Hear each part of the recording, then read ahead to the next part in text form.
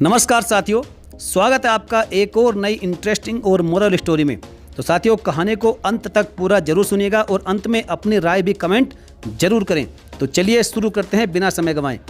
मेरा नाम कामिनी है। मेरी उम्र उस वक्त 20 साल की थी जब मेरे माता पिता ने मेरी शादी प्रभात से कर दी। प्रभात की उम्र 25 साल की थी और वह एक सरकारी नौकरी करता था। मेरे पिता को न जाने इस रिश्ते में क्या अच्छाई नजर आई, उन्होंने झटपट मेरी उससे शादी कर दी। मुझे मेरे पिता ने विदा करते वक्त एक बात बोली थी कि बेटी, जिस घर में तुम जा रही हो अब वही तुम्हारा घर है। उस घर से अब तुम्हारी अर्थी ही उठनी चाहिए।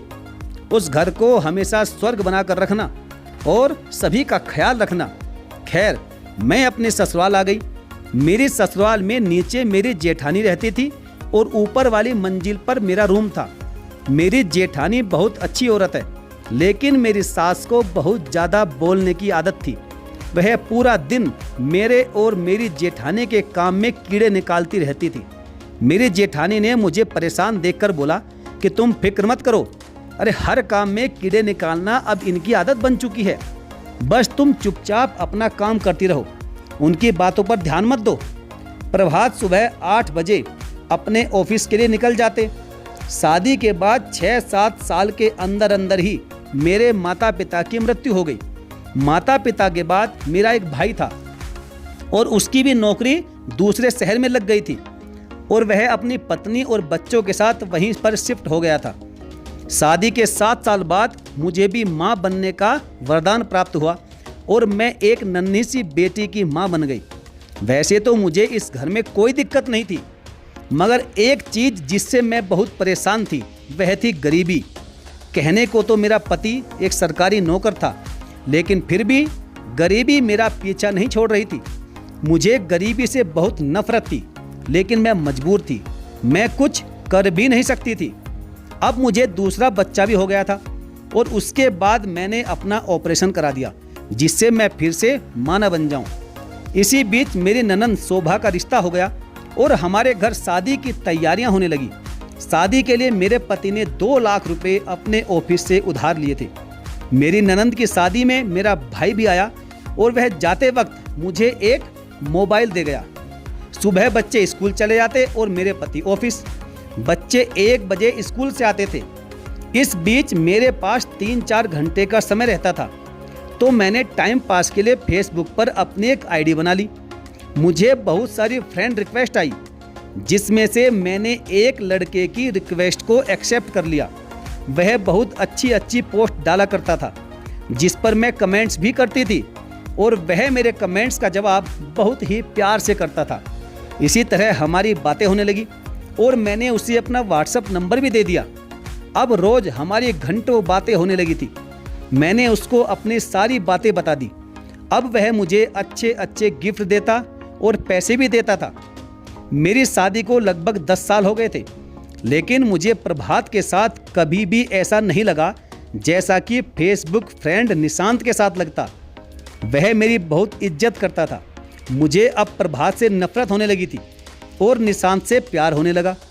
निशांत मुझसे बोलता कि तुम प्रभात से तलाक ले लो, मैं तुम्हारा और तुम्हारे बच्चों का बहुत ख्याल रखूँगा, तुम्हारा हर सपना पूरा करूँगा। कुछ दिन बाद मैंने फैसला कर लिया कि मैं प्रभात से तलाक लेने को कहूँगी, लेकिन इसी बीच मेरे छोटे बेटे की तबीयत खराब हो गई। मैंने प्रभात को फ़ोन किया कि डॉक्टर के पास जाना है। उसने बोला कि तुम लेकर चली जाओ, मैं नहीं आ सकता। शाम को प्रभात जब घर आए तो मैं बहुत गुस्से में थी और मुझे तलाक के लिए बोलने का मौका भी मिल गया था और फिर मैंने प्रभात को तलाक के लिए बोल दिया। मेरी ससुराल वालों ने मुझे बहुत समझाया, लेकिन मेरे सर पर तो फेसबुक फ्रेंड निशांत की मोहब्बत का भूत सवार था।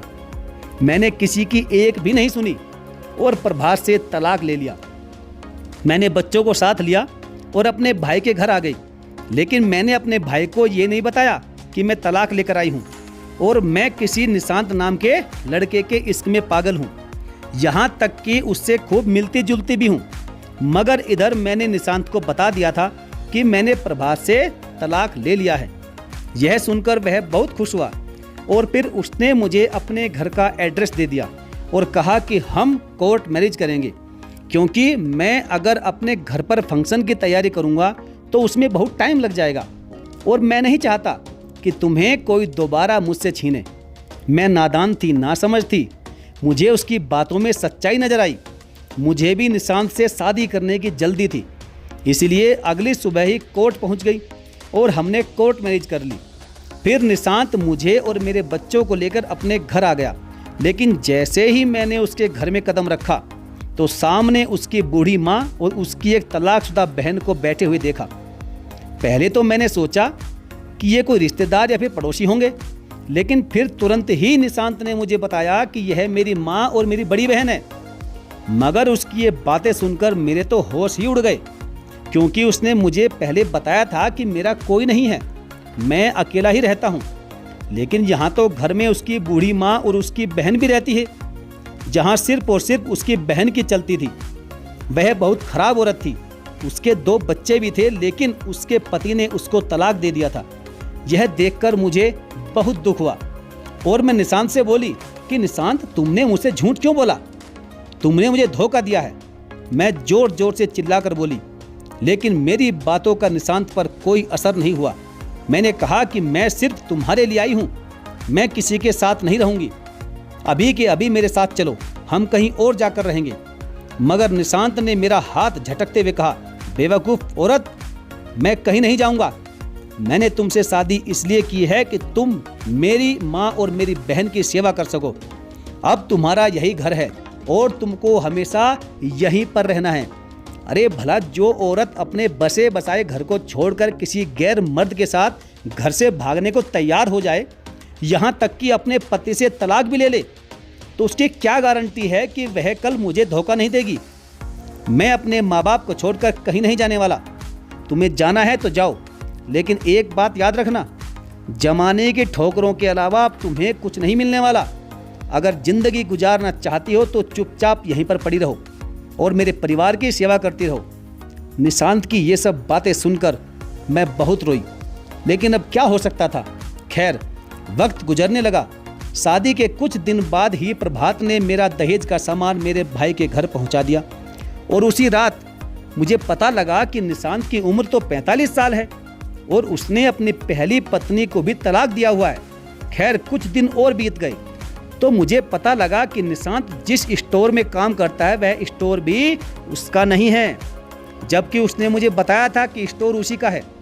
फिर मैंने उससे सारी सच्चाई जानने की कोशिश की और फिर उसने मुझे बताया कि ये घर भी किराए का है और वह 10,000 रुपये अपनी पहली पत्नी को कोर्ट के आदेश के अनुसार बच्चों के खर्च के रूप में भी देता है।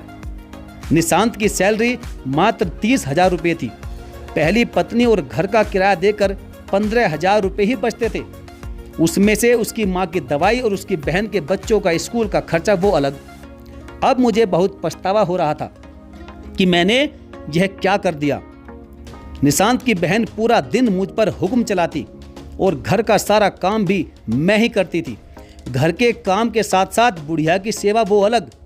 घर का काम करके मैं बहुत थक जाया करती थी।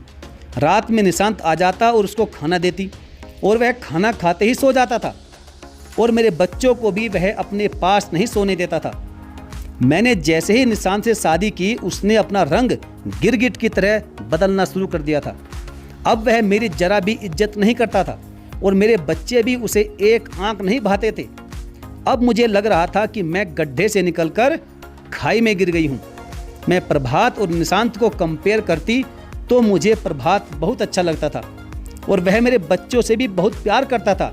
आखिर खून जो था उसका, और वैसे भी सगे बाप की जगह कोई नहीं ले सकता।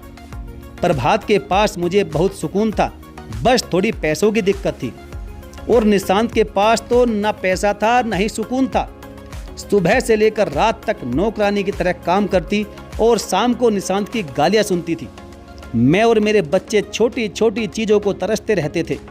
मैंने आज अपने पैरों पर खुद कुल्हाड़ी मारी थी और यह सब मोबाइल, फेसबुक और व्हाट्सएप की वजह से हुआ था। यहाँ अक्सर 2 चेहरे वाले लोग होते हैं जो लोगों की ज़िंदगी खराब करते हैं। खैर, मैंने अच्छी खासी पढ़ाई की हुई थी तो मैंने सोचा कि मैं किसी छोटे स्कूल में नौकरी करूंगी और कुछ दिन बाद ही मुझे 10,000 रुपये महीना की जॉब मिल गई। जिससे मैं अपने बच्चों को किसी चीज़ की कमी ना आने देती और उनको पढ़ाना और अच्छे से रखना सिर्फ मेरी जिम्मेदारी थी। एक दिन मुझे स्कूल जाने की बहुत जल्दी थी। उधर निशांत कपड़ों के लिए शोर मचा रहा था और वह गुस्से में आया और मुझे गाली देते हुए बच्चों के सामने ही 2-3 थप्पड़ जड़ दिए। मुझे बहुत गुस्सा आ गया।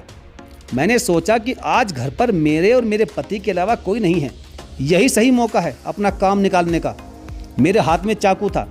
मैंने चाकू उसके गले पर रख दिया और वही गालियाँ उसको दी जो वह मुझे देता था और कहा कि अगर एक बाप की औलाद है तो अभी के अभी इन तलाक के कागजात पर दस्तखत करो, जो कि मैंने पहले ही छुप छुपा कर तैयार करा रखे थे, वरना इस चाकू से तुम्हारा गला काट दूंगी।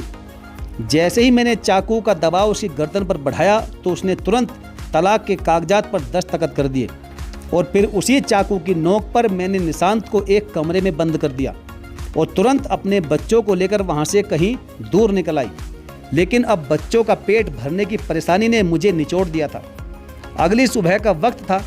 मैं बच्चों को लेकर दिल्ली शहर के एक फुटपाथ पर बैठी थी कि तभी वहाँ पर एक झाड़ू लगाने वाले ने मुझे देखा तो पूछने लगा, कौन हो तुम और इतनी सुबह बच्चों के साथ यहाँ क्यों बैठी हो? मैंने उसको अपने साथ हुई आप बीती सारी कहानी सुना दी, जिससे उसका दिल नरम पड़ गया, पिघल गया।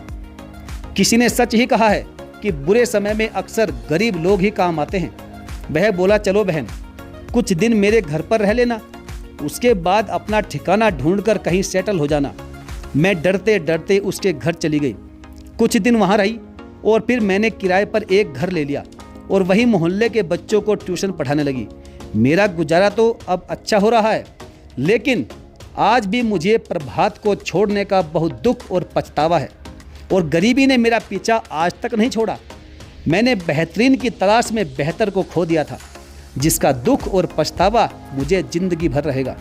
साथियों, यह बात बिल्कुल सत्य है कि हम कई बार ज़्यादा अच्छे की तलाश में न जाने कितना कुछ खो बैठते हैं। ना तो हमें ज़्यादा अच्छा मिल पाता और ना ही जितना था हमारे पास वह भी हमारे पास नहीं रहता। इसलिए ज़्यादा अच्छे की तलाश जरूर कीजिए, लेकिन जो आपके पास है उसे भी खोने मत देना।